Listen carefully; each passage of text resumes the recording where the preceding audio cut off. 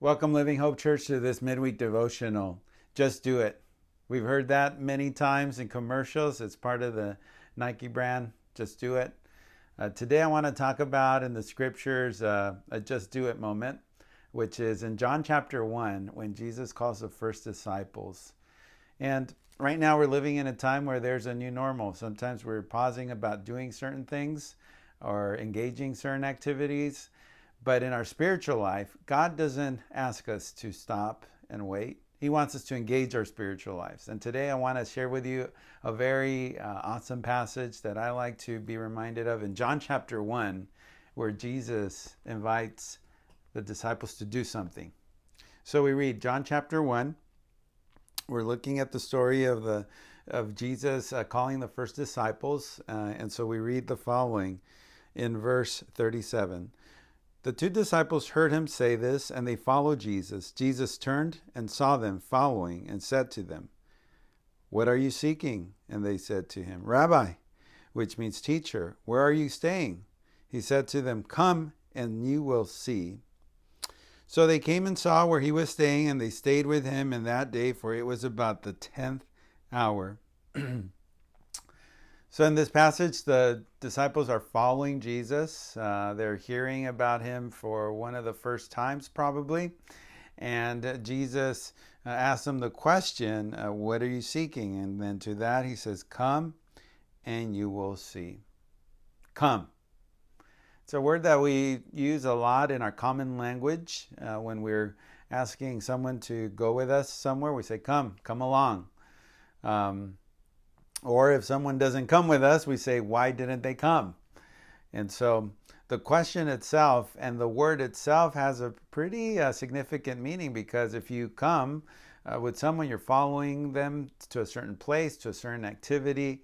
And this is precisely where we find ourselves in this very day, where Jesus is inviting you and I to come and see the fullness of who he is and what he longs to do in our lives. We want to follow him. We want to understand him. We want to go with him and follow in his footsteps. But the reality is that sometimes that coming, that following, we stumble, we hesitate, we let the things of this world, whether it is people or situation and circumstances, take us away from the coming to Jesus and following him. The disciples in this passage, they knew they needed to follow Jesus. They knew that they needed to follow him, and they had this desire, and Jesus, for that reason, then tells them to come and you will see. You see, it's only when we go with Jesus, when we're going to do life with Jesus, when we will truly see everything that God is trying to do in our lives. This is what Jesus was inviting them to do. And so this is one of the reasons why, as the passage continues, we begin to see that there are more disciples that are called to come and follow Jesus. In verse 43, it says, the next day Jesus decided to go to Galilee. He found Philip and said to him, "Follow me." In other words, the more we come with Jesus, the more we are able not only to follow, but we're also able to experience this life with Jesus with other people who follow Christ and want to follow him.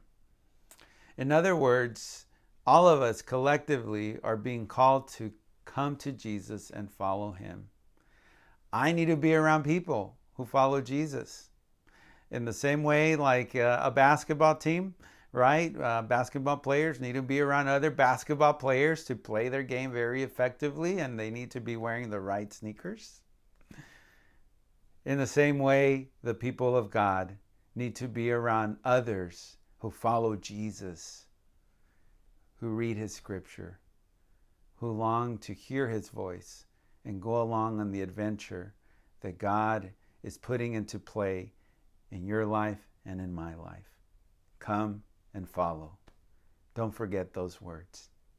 Well, thanks again for being with us in this midweek devotional. And don't forget to join us on Sunday morning online worship at 10:30 on Facebook and YouTube.